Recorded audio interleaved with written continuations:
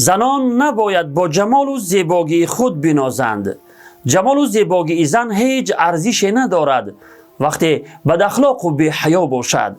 زن زیبای بد اخلاق و بی حیا هیچ ارزش ندارد. بسیار زنهای زیبایی هستند که از همسرانشان طلاق میگیرند.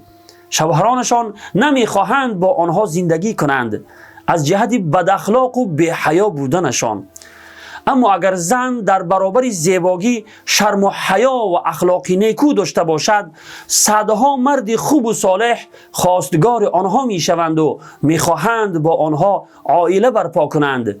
اما خواستگار زنان زیبای بی حیا و بد اخلاق تنها مردان فاسق بوالهوس هستند که به خاطر یک شبه یا یک ساعته خواستگار می شوند و هرگز نمی خواهند با آنها عائله برپا کنند.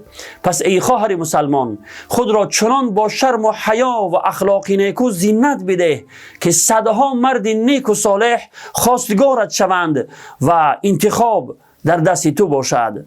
یادمان باشد که کیش ما چه بود، آتش و آتش پرستی در سجود.